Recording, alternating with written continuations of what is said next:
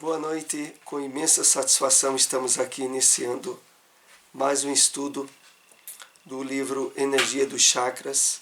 Estamos abordando o segundo capítulo do livro e o título do nosso estudo de hoje, Os Chakras, Funções, Virtudes e Sentimentos Associados, segunda parte. Nessa lição, nós tivemos há uma semana atrás o início desse tema.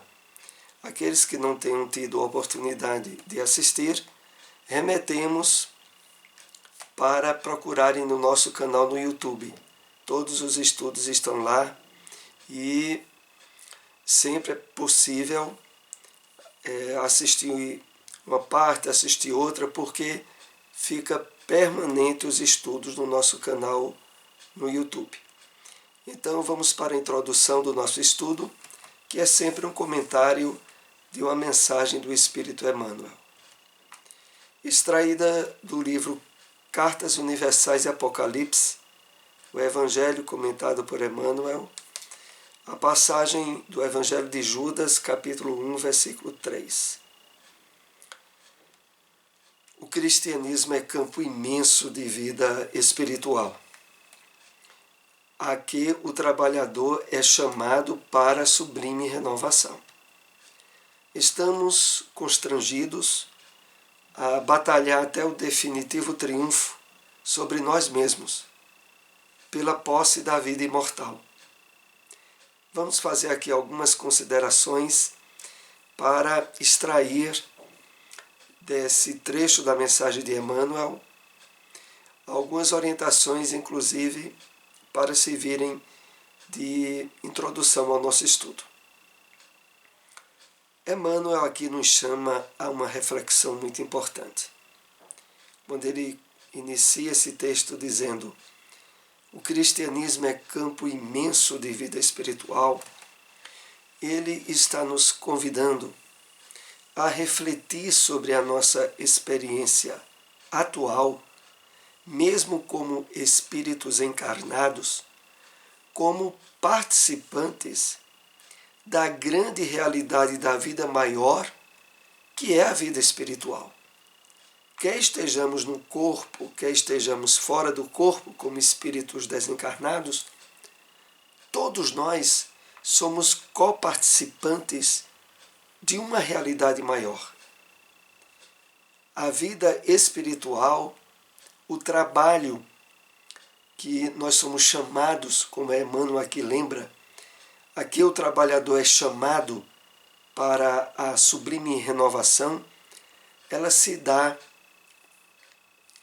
nos dois lados da vida. Como o título daquela obra do Espírito André Luiz, Evolução em Dois Mundos. Tanto o trabalho em termos de vivência do Evangelho, o trabalho de renovação íntima, de aprimoramento espiritual, tanto envolve a nós encarnados quanto aos desencarnados. Então, é com essa visão que Emmanuel aqui nos diz que o cristianismo é campo imenso de vida espiritual. Aqui o trabalhador é chamado para a sublime renovação. A sublime renovação que aqui ele alinha é aquela que se dá mundo adentro de nós mesmos. No processo de esforço, de burilamento íntimo, de sensibilização à realidade espiritual da vida. Esse trabalho, nós, mesmo no corpo, somos chamados ao máximo esforço, porque é um trabalho que também vai continuar no plano espiritual. E continuando, ele nos diz: estamos constrangidos a batalhar até o definitivo triunfo sobre nós mesmos, pela posse da vida imortal. Aqui tem alguns pontos bem importantes de estabelecermos algum esclarecimento. O primeiro deles, quando ele diz estamos constrangidos, que é sinônimo de estamos forçados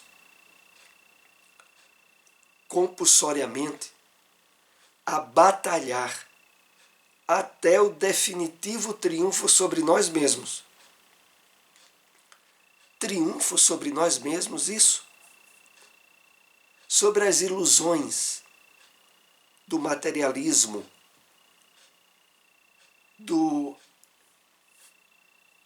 egoísmo, daquilo que andou nos aprisionando ao longo de diversas encarnações.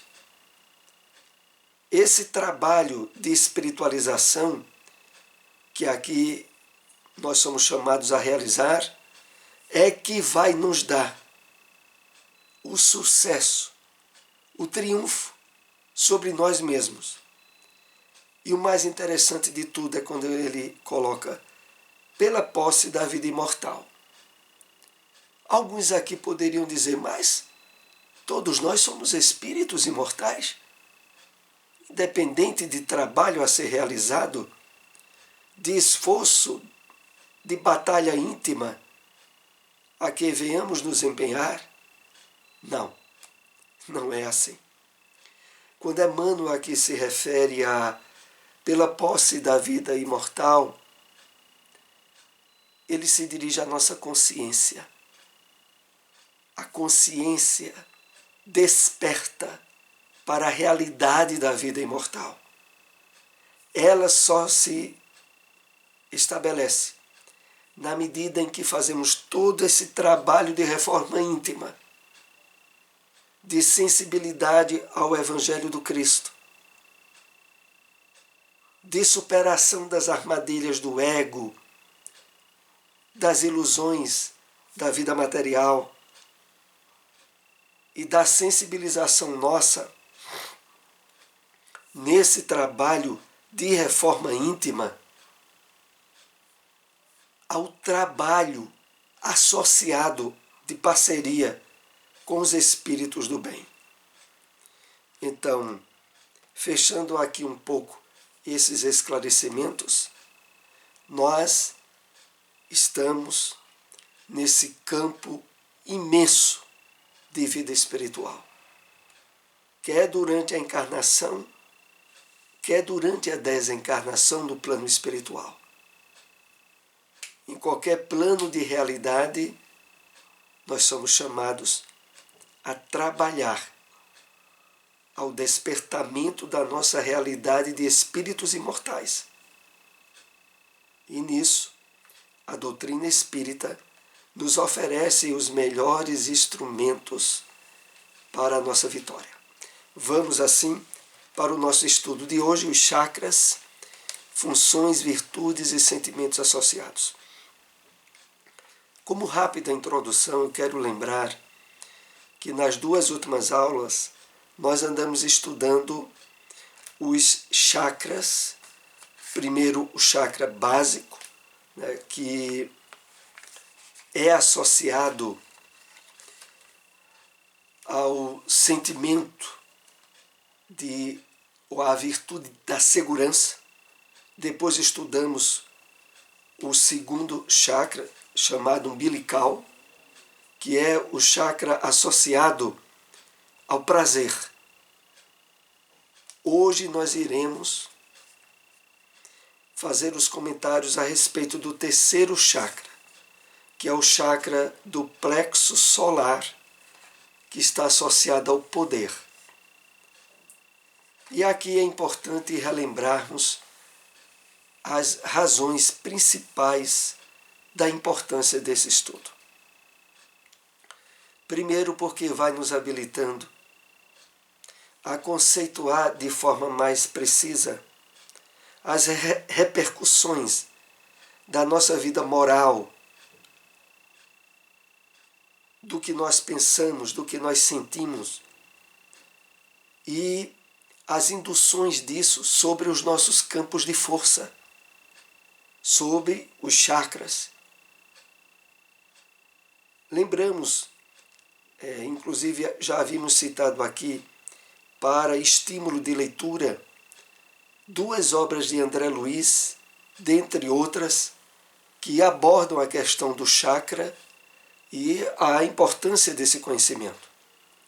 O livro Missionários da Luz, no capítulo 19, Os Passes. E também no livro Mecanismos da Mediunidade, que vai abordar a realidade desses centros de força. Claro que eles, como já dissemos aqui, são trabalhados nas medicinas alternativas, sobretudo na acupuntura. Mas o mais importante disso é que, em termos de revelação espiritual, na vida maior, os espíritos trabalham através do direcionamento de fluidos, de energias, de vibrações, aos centros de força, dependendo das necessidades ou problemáticas orgânicas que estejamos apresentando, quando eles se associam a nós nas tarefas das aplicações dos passes magnéticos espirituais nas casas espíritas. Vamos então para o primeiro slide do estudo de hoje. O terceiro chakra tem como função o poder. Está relacionado à capacidade de conduzir a própria vida e ser feliz. É a partir das energias desse chakra que a pessoa exerce o poder de transformar-se para melhor. Então, o terceiro chakra, o chakra do plexo solar, que é aquele que abrange o nosso sistema digestivo, inclusive também o pâncreas, esse chakra que está associado ao conceito de poder, que, como aqui é colocado na obra, a capacidade de conduzir a própria vida, de tomar decisões, de ser feliz. Quando isso está se delineando de forma equilibrada, as energias desse chakra estão harmonizadas. Quando em equilíbrio a pessoa usa o seu poder na relação com outras pessoas para orientar, associar, colaborar. Quando o chakra está congestionado, em hiperatividade, ocorrem a onipotência e a prepotência. É incrível como, no estudo dos chakras, nós iremos ver toda a diversidade caracterizadora de sentimentos e de emoções expressa por nós. E pelas peculiaridades de cada uma delas, há uma associação com determinado chakra. Então, esse chakra, o terceiro, que está associado ao poder, quando está em equilíbrio, a pessoa tem, no relacionamento com as outras pessoas, a facilidade espontânea na orientação, em assessorar, em ajudar. Quando esse chakra está congestionado, aí começam a surgir os problemas. Em hiperatividade ocorrem duas situações: a onipotência e a prepotência. Vamos ver como isso se dá. Na onipotência, a pessoa pensa que tem um superpoder e por isso tende a querer fazer as escolhas e viver a vida pelas outras pessoas, idealizando-se mais inteligente e mais capaz do que os outros. E por isso deseja direcioná-las, interferindo em suas vidas. Então, o congestionamento das energias nesse chakra vão evidenciar aquele comportamento que muitas vezes ocorre na família, tanto na relação de pais com filhos, como de esposa com esposo, de querer nas suas atitudes, expressar um direcionamento, né? Uma condução na qual há uma espécie de pressão interferindo no comportamento e nas atitudes das outras pessoas. O problema todo é porque nesse congestionamento de energia, isso se torna o padrão do comportamento. O que, é claro, abre campo, inclusive, para as questões de ordem obsessiva e de influências espirituais prejudicando os relacionamentos na família. Na prepotência, a pessoa acredita ser superior aos outros e, por isso, força a submissão de quem ela pensa lhe ser inferior. Pela força bruta ou intelectual, faz com que o outro mude a sua maneira de ser para atender à sua vontade. É incrível como nós, possivelmente, em várias áreas de relacionamento, encontramos e percebemos esse tipo de pessoa, que sempre acha que é melhor do que as outras. E de que, não só através do pensamento, mas das próprias atitudes, é geradora de uma imposição de achar que os gostos dela, que as escolhas pessoais dela são as melhores para que os outros também tenham, que torna, normalmente, foco para relacionamentos desgastados e ruins com as outras pessoas. E nisso vai se dando essa intensificação de energias desequilibradas no chakra do plexo solar, que é o terceiro chakra.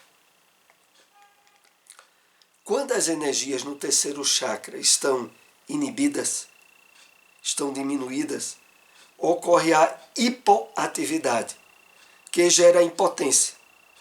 O indivíduo se sente incapaz de escolher os rumos da própria vida e tende à subserviência e à autoanulação. Quando essas energias não estando equilibradas, mas estando empobrecidas, inibidas, e vai se dar aquele clima emocional na pessoa em que ela só consegue tomar decisões apoiada por outras pessoas, né? Onde há uma necessidade de estar sempre precisando de sugestões da opinião dos outros sobre o que ela faz, o que é melhor, e na verdade isso vai caracterizar, como o texto aqui lembra, uma espécie de subserviência e autoanulação da sua pessoa. Outra forma da impotência é acreditando que os outros têm poder sobre nós. Quando dizemos, fulano me deixa irritado, você me faz sentir um idiota, você me deixa triste. Ao pensarmos assim, atribuímos ao outro um poder que ele não tem. Então, aqui, muito importante, nesse esclarecimento, essa característica que o desequilíbrio das energias nesse chakra apresenta, né, na impotência, aonde a pessoa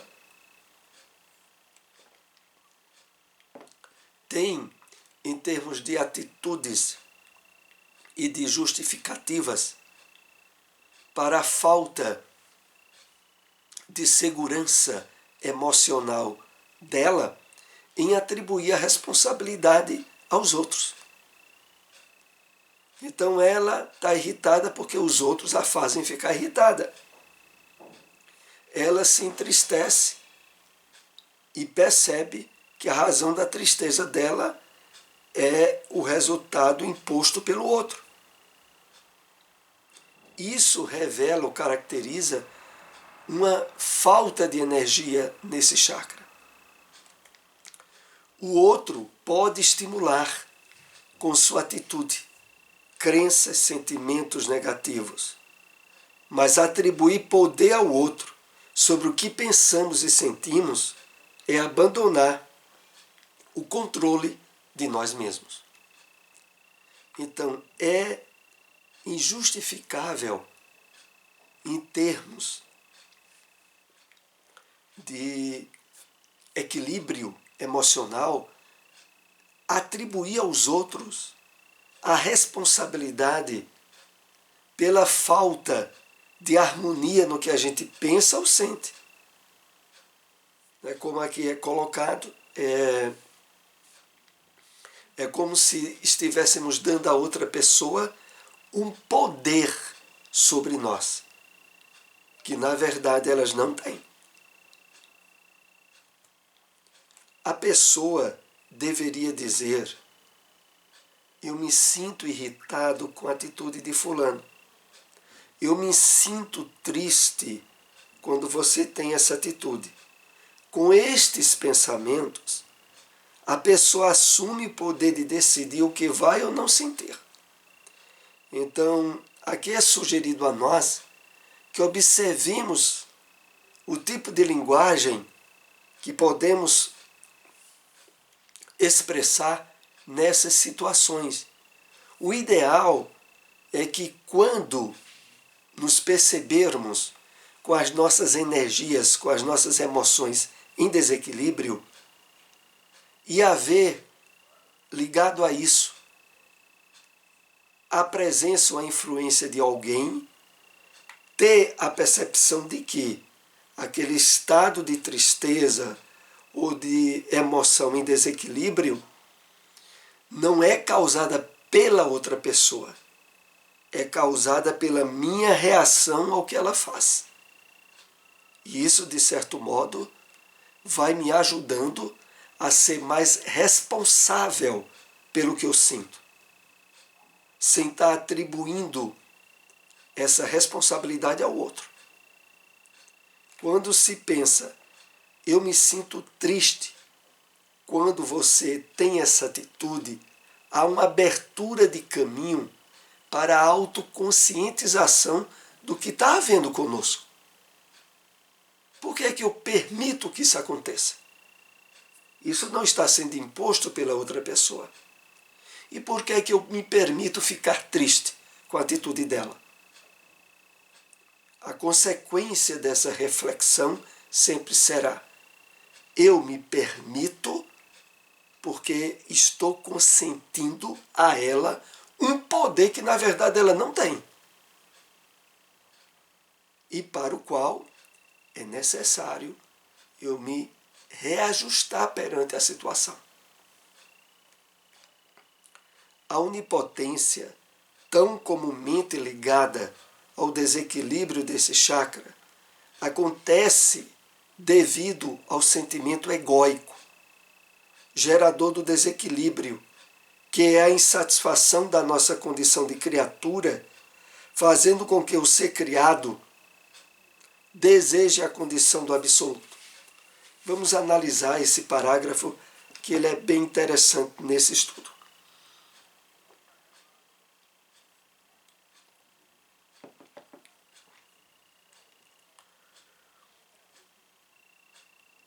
Parece contraditório, mas a atitude de responsabilizar os outros pelos desajustes emocionais que estejamos vivenciando e que estão relacionados ao desequilíbrio das energias desse chakra, é uma atitude egóica. É uma atitude egóica. Parece um contrassenso essa reflexão que a obra nos chama a atenção. Mas, na verdade, há por trás dessa atribuição de responsabilidade ao outro pelo que a gente está sentindo, uma espécie de fuga à responsabilidade pessoal nossa.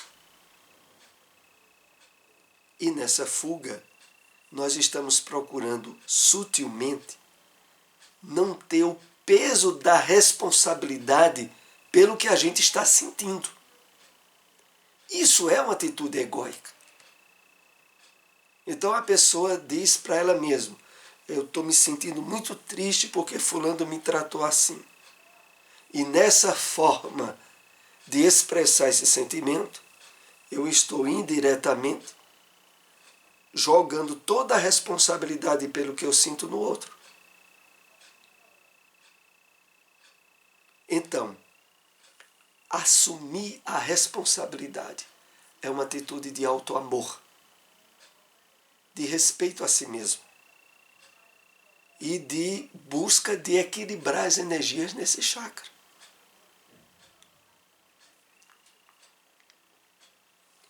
Prosseguindo, o sentimento essencial ligado diretamente ao terceiro chakra é a aceitação. É fundamental aceitarmos as nossas limitações.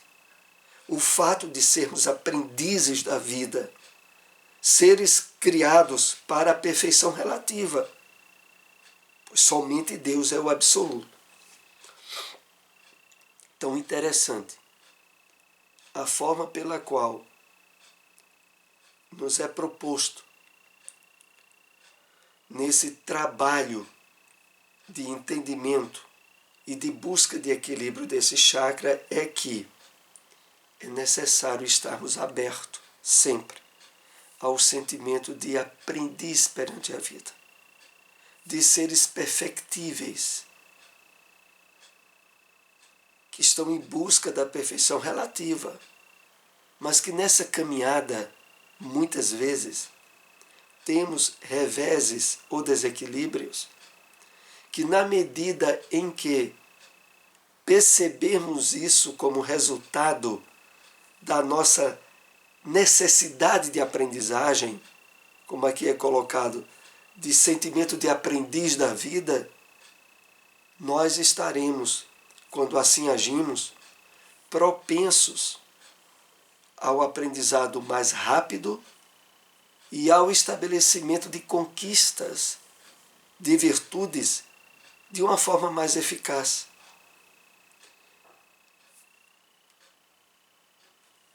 Somente vamos transmutar esse desejo impossível, que é o desejo de perfeição absoluta, a partir da aceitação plena de que somos e sempre seremos seres limitados, mesmo quando nos tornarmos espíritos puros. Então, é muito importante no equilíbrio desse terceiro chakra, que é o chakra do poder, essa conscientização de aprendiz da vida, onde cada um de nós, na sua vasta caminhada em busca da perfeição, temos ao nosso lado inúmeros outros espíritos que estão nos mais variados níveis de aprendizagem, tão carentes quanto nós do esforço de superação, e que sempre haverá cometimentos de erros ou da expressão de imperfeições, para as quais, quanto mais estivermos atentos em perceber a responsabilidade pessoal nossa, quando isso acontecer,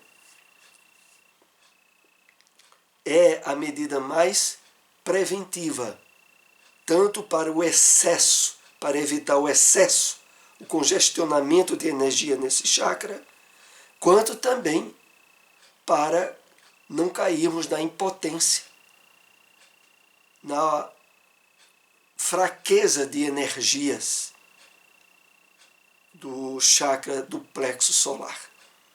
Então atentemos a isso, é o conteúdo que essa obra traz sobre o chakra solar.